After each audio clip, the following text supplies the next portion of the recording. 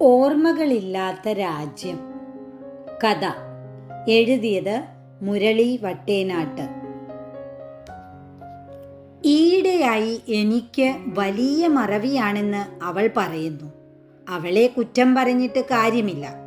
ഞാൻ പല്ലു തേച്ചോ, കാപ്പി കുടിച്ചോ, ഊണ് കഴിച്ചോ എന്നൊക്കെ ഇടയ്ക്കിടയ്ക്ക് ചോദിച്ചാൽ അവൾക്ക് ദേഷ്യം വരില്ലേ?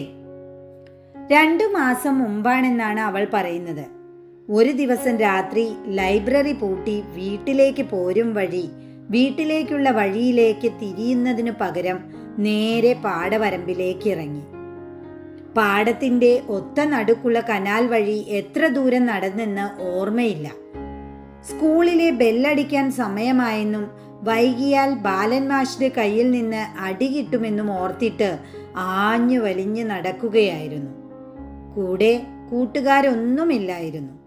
പെട്ടെന്നാണ് ഒരാൾ തടഞ്ഞു നിർത്തി ചോദിച്ചത്, "അല്ല, കുട്ടേട്ടൻ എങ്കടാ ഈ രാത്രിയിൽ ഒറ്റയ്ക്ക്?" പെട്ടെന്നാണ് അത് രാത്രിയാണെന്നും തനിക്ക് വഴി തെറ്റിയെന്നും മനസ്സിലായത്. പക്ഷേ അയാളോട് അതൊന്നും പറയാൻ തോന്നിയില്ല.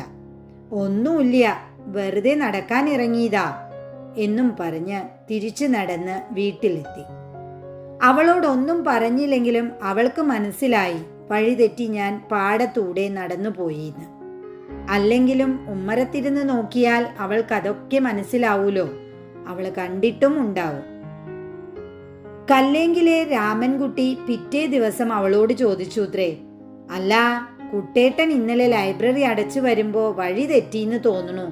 ഞാൻ കണ്ട് ചോദിച്ചപ്പോ വെറുതെ നടക്കാൻ ഇറങ്ങിയതാന്നും പറഞ്ഞ് തിരിച്ചു നടക്കുകയും ചെയ്തു.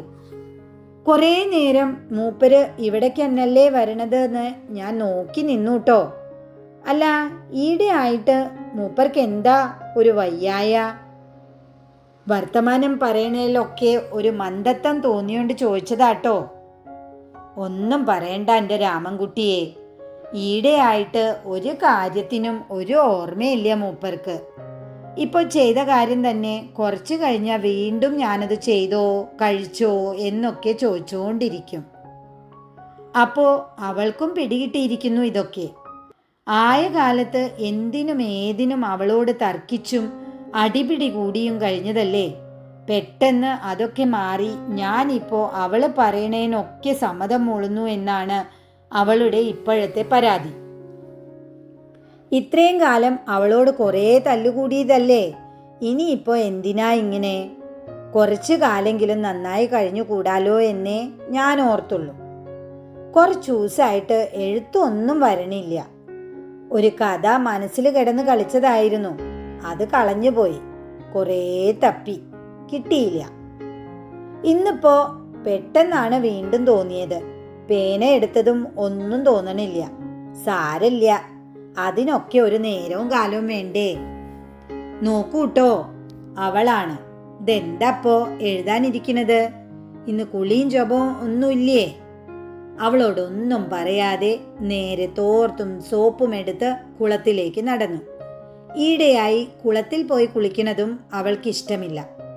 വയ്യാത്തോടത്ത് എന്തിനാ ഈ കുളത്തിൽ പോയി കുളിക്കുന്നത്? ഇവിടെ കുളിമുറി കുളിച്ചാ പോരെ എന്നവൾ ഉച്ചത്തിൽ ചോദിച്ചപ്പോൾ വീണ്ടും തിരിഞ്ഞു നടന്നു കുളിമുറിയിൽ കയറി. കുളിമുറിയിൽ കുളിച്ചാലൊന്നും ഒന്ന് കുളിച്ചു എന്ന് തോന്നില്ല. ഒന്ന് നീന്തി തുടിച്ച് കുളിക്കുന്നതിൻ്റെ സുഖം അവൾക്ക് എങ്ങനെ അറിയാനാ? ഇന്നേ വരെ കുളത്തിൽ അവൾ കുളിച്ചിട്ടില്ലാലോ. തർക്കിക്കാനുള്ള മനസ്സൊക്കെ പോയി. എല്ലാരും പറയുന്നത് മൂളി കേൾക്കാനേ ഇപ്പോൾ പറ്റാറുള്ളൂ. എന്താ അതിപ്പോ വന്ന് വന്ന് തല തോർത്താനും മറന്നോ? അവളുടെ ചോദ്യം കേട്ടപ്പോഴാണ് തല തോർത്താതെയാണ് കുളിമുറിന്ന് പുറത്തു കടന്നതെന്ന് ഓർമ്മ വന്നത്. വേഗം തല തോർത്തി. പണ്ട് അമ്മയുടെ സ്ഥിരം പല്ലവിയായിരുന്നു ഇത്. "എന്താ കുട്ടാ നീ തല തോർത്താണ്ടേ കയറി പോന്നത് എന്ന്?" ഇനിയിപ്പോ ഇത് അമ്മയാണോ ചോദിച്ചത്? ഹേയ്, അല്ല. അമ്മ ദേഷ്യത്തിലാണേലും ഇങ്ങനെയല്ല ചോദിക്കുക. അതിനൊരു മയണ്ടായിരുന്നു. "അമ്മ എവിടെ?" അവളോട് ചോദിച്ചു. "അമ്മയോ? ഇതെപ്പോ നന്നായത്? പോയി പോയി ഇന്നേം തിരിച്ചറിയാണ്ടായോ?" "അതേ, അമ്മ 2011 പോയതല്ലേ. ഇപ്പൊ എന്തേ അങ്ങനെ തോന്നാൻ?" "ഒന്നുമില്ല എന്ന് മാത്രം പറഞ്ഞു." ഒക്കെ എൻ്റെ ദൈവദോഷം എന്നല്ലാണ്ട് എന്താ പറയാ. ആയ കാലത്ത് ദൈവോ ഇല്ലയെന്നും പറഞ്ഞ് നടന്നതല്ലേ, അതന്യാ ഇങ്ങനെയൊക്കെ. ദൈവോ? അതാരാ? ഓർത്തു നോക്കിയിട്ട് ഒരു പിടിയും കിട്ടിയില്ല. അങ്ങനെ ഒരാളെ ഞാൻ പരിചയപ്പെട്ടില്ലല്ലോ. അറിയില്ല, അവൾക്ക് അറിയായിരിക്കും. കുറച്ചു നേരം കണ്ണടച്ചിരുന്നു. ഇപ്പോ അതാണ് ഏറ്റവും സുഖം, ഒന്നും ഓർക്കേണ്ട. അവള് അതോർത്തു നോക്കൂ ഇതോർത്തു നോക്കൂ എന്നൊന്നും പറഞ്ഞ് ശല്യം ചെയ്യില്ല. അങ്ങനെ ഇരുന്ന് മനോരാജ്യത്തിൽ യാത്ര ചെയ്യാം. എത്രയെത്ര യാത്രയാണ് ഇങ്ങനെ നടത്തിയിരിക്കുന്നത്. അച്ഛൻ്റെയും അമ്മയുടെയും കൂടെ പോവാനാണ് എനിക്കിഷ്ടം. അച്ഛൻ നടക്കുന്നത് കാല് നീട്ടി വലിച്ചാണ്. അമ്മയ്ക്കും എനിക്കും അതിൻ്റെ ഒപ്പം നടക്കാൻ പറ്റാറില്ല. പാടത്തുകൂടെയും ഇടവഴി കൂടെയും നടന്ന് നടന്ന് ഒരു കുന്നു കയറി ഇറങ്ങി ഞങ്ങൾ അങ്ങനെ നടക്കുകയാണ്. അച്ഛൻ ഒരു ക്ഷീണവും ഇല്ല. അമ്മയ്ക്ക് വയ്യാണ്ടായിക്കണു. എനിക്കും മാട്ടായ താലപ്പൊലിക്ക് കൊണ്ടുപോവാണ് അച്ഛൻ. അച്ഛാ, ഒന്ന് പതുക്കെ നടക്കൂ. ദാ ഈ റെയിലും കൂടി കടന്ന അമ്പലായി, അച്ഛൻ പറഞ്ഞു. ദാ ഇപ്പോ എപ്പോഴും ഇങ്ങനെ ഒരു ഇരിപ്പാണ്. ചോദിച്ചാ ഒന്നും മിണ്ടില്ല. ഇടയ്ക്ക് ഇങ്ങനെ ഓരോന്ന് അച്ഛാ അമ്മേന്നൊക്കെ പറഞ്ഞുകൊണ്ടിരിക്കും. ഒന്നും കഴിക്കണമില്ല. നിർബന്ധിച്ചാ വല്ലതും കഴിച്ചൂന്ന് വരുത്തും. അവൾ ആരോടാ ഈ പറയണത്? ഇപ്പോൾ എപ്പോൾ നോക്കിയാലും അവൾ ഓരോരുത്തരെ കൊണ്ടുവന്ന് എന്നെ കാണിക്കുകയാണ്. എന്നിട്ട് 100 കൂട്ടം ചോദ്യങ്ങളും. ഞാൻ ആരാ ഇവരെയൊക്കെ അറിയാൻ? അവൾക്ക് ഈ ലോകത്തിലെ പരിചയമില്ലാത്തവരാരും ഇല്ല എന്നാ തോന്നണത്. നോക്കൂ, ഇതാരാന്ന് മനസ്സിലായോ? പതുക്കെ അപരിചിതരുടെ ലോകത്തേക്ക് കണ്ണു തുറന്നു നോക്കി. ഒരു പെൺകുട്ടി. കണ്ടിട്ട് ഒരു പരിചയവും തോന്നിയില്ല. കൂടെ പഠിച്ച ദാക്ഷായണിയാണോ? ചോദിച്ചില്ല. ചിലപ്പോൾ ചോദിച്ചാ അബദ്ധായാലോ? ഇല്ലാന്ന് തലയാട്ടി. നോക്ക്, ഇതാണ് ഇപ്പോഴത്തെ അവസ്ഥ. നിന്നെയും കൂടി മനസ്സിലാവണില്ല. നോക്കൂ, നമ്മുടെ മോളെ ആസ്ട്രേലിയയിൽ നിന്ന് വന്നതാണ്. പേര് ഓർമ്മയുണ്ടോ? അവൾ ചോദിച്ചു. ആ കുട്ടി എന്നെ നോക്കി ചിരിക്കുന്നുണ്ട്. എൻ്റെ മോളോ? എനിക്കതിന് മക്കളൊന്നും ഇല്ലാലോ. ഞാനും അവളും മാത്രല്ലേ ഇവിടെ ഈ വീട്ടിൽ കുറേ കാലമായിട്ട്. എന്നിട്ടിപ്പോ ഇതാ മോളാത്രേ. കുട്ടി അതാ കരയണു. അതിന് ഞാനിപ്പോൾ ഒന്നും പറഞ്ഞില്ലാലോ. കരയണ്ട കരയണ്ട, ഞാനൊന്നും പറഞ്ഞില്ലാലോ, ഒന്നും ചെയ്യില്ല. അവള് ആ കുട്ടിയെ അപ്പുറത്തേക്ക് കൊണ്ടുപോയി. എന്തിനാ അവള് ഇങ്ങനെ എന്നെ ശല്യം ചെയ്യണത്? എന്നെ വെറുതെ വിട്ടൂടെ? ഞാൻ എൻ്റെ വഴിക്ക് ജീവിച്ചോളാം. വഴിക്കൂടെ പോണോരെയും വരണോരെയും ഒക്കെ വീട്ടിലേക്ക് വിളിച്ചു കയറ്റി ഇതാരാണെന്ന് മനസ്സിലായോ എന്നൊക്കെ ചോദിക്കണോ? അല്ല, അവളെ കുറ്റം പറഞ്ഞിട്ട് കാര്യമില്ല. ഇപ്പോൾ ഞാൻ അവളോടൊന്നും ചോദിക്കാറില്ലാലോ. അപ്പോൾ അവൾക്ക് ആരോടെങ്കിലും മിണ്ടി പറയണ്ടേ? അതാവും. പക്ഷേ അതിന് അവൾക്ക് മാത്രം അവരോട് സംസാരിച്ചാൽ പോരെ? എന്നെ കൊണ്ടും കൂടി എന്തിനാ സംസാരിപ്പിക്കണത്? ദാ വീണ്ടും വിളിക്കണു. നോക്കൂ, ഇതാരാന്ന് ഓർമ്മയുണ്ടോ? മുന്നിൽ ചിരിച്ചു നിൽക്കുന്ന ആളെ നല്ല പരിചയം. ആഹാ, ഇത് ബാലകൃഷ്ണനല്ലേ? എനിക്കെന്താ അറിയാണ്ടേ? ഞങ്ങൾ സ്കൂളിൽ ഒരേ ബെഞ്ചിലല്ലേ ഇരിക്കണത്. സ്കൂള് പൂട്ടണ അന്നും കൂടി ഞങ്ങൾ കണ്ടതല്ലേ. ബാല, നീ ഇപ്പോൾ എത്രാം ക്ലാസ്സിലാ? പാസ്സായില്ലേ?